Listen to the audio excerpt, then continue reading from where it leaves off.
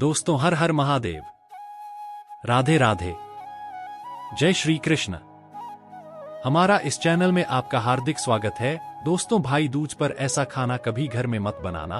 भाई दूज पर भाई को ऐसा कलावा कभी मत बांधना, भाई की मृत्यु हो जाती है। साथ ही जानिए भाई दूज पर जो गोला होता है उसका भाई क्या करे, और भाई दूज पर केले अर्पित क्यों करते हैं, केले क्यों लाते हैं, भाई दूज पर सेवैयां क्यों बनाई जाती है, बहन को क्या उपहार देना चाहिए और क्या नहीं, इस दिन कौन से कपड़े नहीं पहनना चाहिए, इस दिन व्रत रखें या नहीं, जाने सब कुछ हमारे इस चैनल के माध्यम से। 2024 में भाई दूज का शुभ मुहूर्त क्या है, जाने सब कुछ इस वीडियो में। दोस्तों, भाई दूज का महापर्व भाई बहनों के पवित्र प्रेम का प्रतीक है। इस दिन बहनें अपने भाई को तिलक करके उनकी लंबी आयु की कामना करती है। भाई दूज का महापर्व भारत ही नहीं अपितु विदेशों में भी मनाया जाता है। भाई दूज का पर्व बहुत ही शुभ और मंगलकारी माना जाता है। जिस तरह पवित्र जल होता है, उसी तरह भाई बहन का अटूट रिश्ता भी होता है, तथा गंगाजल की हर एक बूंद की तरह भाई बहन का रिश्ता भी महापवित्र होता है। दोस्तों, भाई दूज का त्योहार हर साल कार्तिक मास के कृष्ण पक्ष की द्वितीया तिथि को मनाया जाता है। इस साल तिथियों को लेकर उलझन की स्थिति बनी हुई है, जिससे लोगों के मन में कई सवाल उठ रहे हैं कि भाई दूज किस दिन मनाएं। आइए जानते हैं। पंचांग के आधार पर इस साल भाई दूज का त्योहार 3 नवंबर 2024 दिन रविवार को मनाया जाएगा। इस दिन को भाई दूज या भनिया दूज भी कहते हैं। इस दिन को भाई बहन के प्यार और विश्वास के रिश्ते के प्रतीक के रूप में मनाया जाता है। भाई दूज भाई बहन के प्यार के रिश्ते का खास दिन होता है। इस दिन बहनें अपने भाई को तिलक करती हैं। दोस्तों, आखिर दोपहर के समय ही भाई दूज क्यों मनाते हैं, आइए जानते हैं। शास्त्रों में उल्लेख मिलता है कि यम द्वितीया यानी भाई दूज के दिन यमराज अपनी बहन के घर दोपहर के समय ही आए थे और बहन की पूजा स्वीकार करके उनके घर भोजन किया था, और बदले में यमराज ने यमुना से कहा था कि यम द्वितीया यानी भाई दूज के दिन जो भाई बहन के घर आकर बहनों की पूजा स्वीकार करेंगे और उनके हाथों से बना भोजन करेंगे तो उनको अकाल का भय नहीं रहेगा। इसीलिए यम द्वितीया भाई दूज में दोपहर के समय बिटिया का अधिक महत्व है। दोस्तों, अब चलिए जानते हैं भाई दूज का शुभ मुहूर्त क्या है। भाई दूज कब मनाया जाएगा, 2 या फिर 3 नवंबर? आइए जानते हैं। कार्तिक मास के शुक्ल पक्ष की द्वितीया तिथि 2 नवंबर 2024 की रात 8:21 पर शुरू हो जाएगी और इसका समापन 3 नवंबर 2024 को रात 10:05 पर होगा। और समय के अंदर भाई दूज का पर्व मनाना शास्त्रों के अनुकूल रहेगा और बहुत ही शुभ और मंगलकारी माना जाएगा। भाई दूज पर तिलक लगाने का समय 3 नवंबर की दोपहर 1:10 से दोपहर 3:22 तक है। ऐसे में 3 नवंबर को भाई को तिलक करने के लिए 2 घंटे और 12 मिनट का शुभ मुहूर्त मिल रहा है। आप अपनी परंपरा और संस्कृति के अनुसार 2 और 3 नवंबर में जिस दिन चाहे आप भाई दूज का महापर्व मना सकते हैं। 2 आप जानते हैं, भाई दूज पर जो बोला होता है जो बहन अपने भाई को देती है, उस गोली का क्या करें, बहुत से लोग करते हैं ये गलतियां। आइए जानते हैं। एक कथा के अनुसार भगवान सूर्य की पत्नी का नाम छाया था। छाया से याम और यमुना का जन्म हुआ था। दोनों भाई बहन में बहुत प्यार था। यमराज अपने काम में इतना व्यस्त रहते थे कि उनको यमुना के पास जाने का समय भी नहीं मिलता था। यमुना इससे नाराज रहती थी। एक दिन अचानक यमराज अपनी बहन से मिलने गए। यमुना की खुशी का ठिकाना नहीं रहा है। उस दिन पक्ष की द्वितीया थी। अपने भाई का बड़ा सत्कार किया और चलते समय उनको एक नारियल भी भेंट किया। यमराज ने पूछा कि यह क्यों? यमुना बोली, यह नारियल तथा गोला आपको मेरी याद दिलाता रहेगा। यमुना ने अपने भाई से वचन भी लिया कि इतना व्यस्त क्यों न हो जाए, किंतु आप कार्तिक शुक्ल द्वितीया यानी भी भाई दूज को जरूर उनके पास आओगी। यमराज ने इसका आश्वासन दिया। इसी कथा मान्यताओं के कारण भाई दूज पर भाई अपनी विवाहित बहन के यहाँ टीका कराने जाते हैं। बहन अपने भाई को भेज करती है। इस दिन भाई बहन के यमुना में स्नान करने की भी परंपरा है। इसी कारण बहन अपने भाई को बोला देती है और यही बोला आपको पूरा खाना चाहिए। यदि आप पूरा गोला नहीं खाना चाहते हैं तो कोई बात नहीं, आप गोला झूठा जरूर करें। यदि आप पूरा गोला नहीं खाना चाहते हैं तो आप बाद में खा लो। क्या आप बचा हुआ बोला किसी एकांत जगह पर रख सकते हैं, किंतु इस दिन थोड़ा बहुत गोला जरूर खा लेना चाहिए, बोला लेना चाहिए। दोस्तों, आप जानते हैं भाई दूज पर ऐसा क्या खाना बनाना चाहिए जो आपके लिए शुभ रहेगा। भाई पर भाई के लिए मीठा जरूर बनाना। भाई को अपने हाथों से आप चाय पिला सकते हैं, हलवा बना सकते हैं, खीर आदि खिला सकते हैं। बहुत ही शुभ और मंगलकारी रहेगा। किंतु आप अपने भाई को कुछ न कुछ जरूर खिला दें। इस दिन पक्का खाना घर में जरूर बनाना चाहिए, जैसे पूरी, कचौरी, आलू की सब्जी, केले की सब्जी जरूर बनाना चाहिए। बहुत ही शुभ रहता है। इस दिन जो लोग अपने घर में लहसुन प्याज का खाना बनाते हैं तो उनके घर में सदैव करीबी तो वहां से हो जाता है। एक दिन लहसुन प्याज का खाना कभी घर में मत बनाना, भगवान क्रोधित हो जाते हैं। दोस्तों, भाई दूज पर यह गलती कभी नहीं करना चाहिए। आइए जानते हैं, भाई को तिलक से पहले कुछ भी न खाएं। भाई दूज के दिन बहनों को भाई का तिलक करने से पहले कुछ भी नहीं खाना चाहिए। जो पहले ही खा लेती है कि भाई की ट्यूब निकट भविष्य में पहले ही हो जाती है, उनके साथ कोई भयानक दुर्घटना हो जाती है। ऐसा भाई सदैव हार का मुंह देखता है।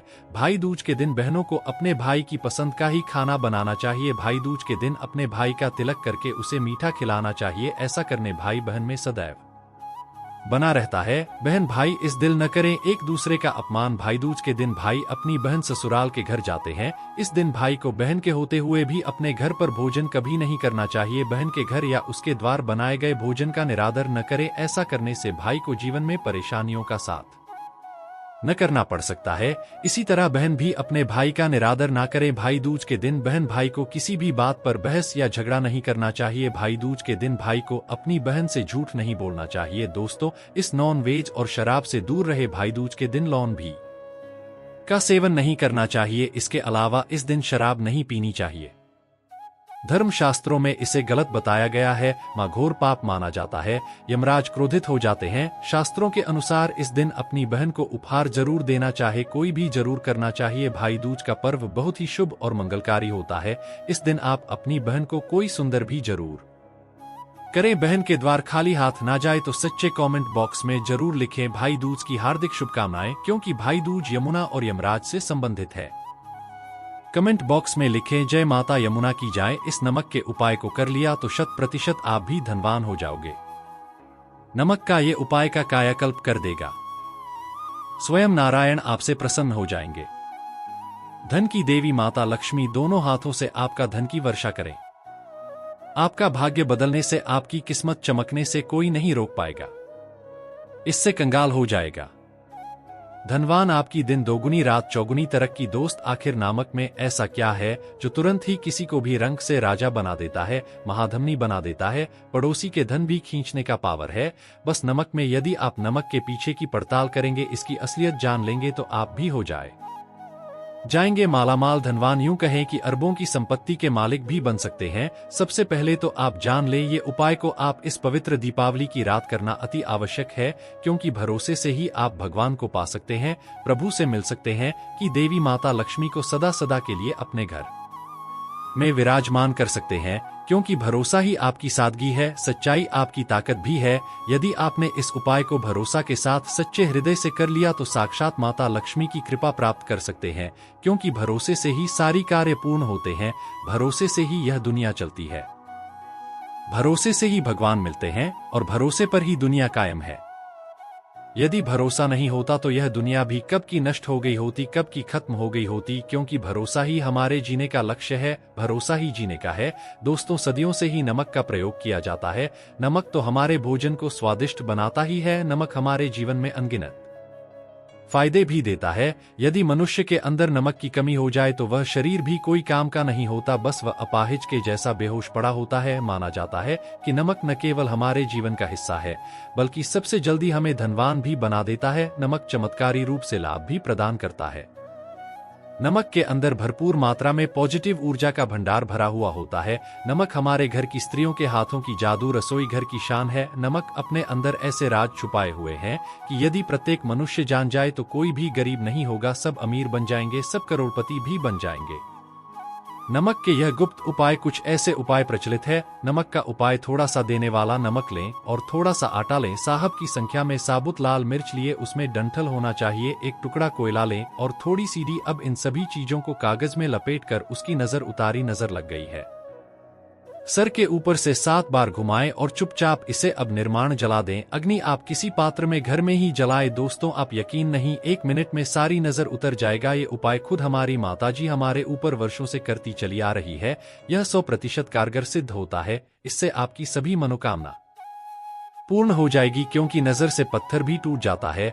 आप तो मामूली इंसान हैं, ये उपाय बुरी नजर को कोसों दूर रखता है। लाजमी है, जब आपके ऊपर नजर ही नहीं होगी तब आप कामयाबी की ओर बढ़ेंगे, क्योंकि नजर लगने से हम कुछ नहीं कर पाते हैं, इसीलिए इसका उतरना भी है जरूरी। दोस्तों, होते समय तक लिए के नीचे नमक रखकर सोने से जितनी भी आपके अंदर नेगेटिव ऊर्जा होगी यह उसको अपने अंदर सोख लेता है और आप सुबह के समय एक आनंददायक जीवन को महसूस करते हैं।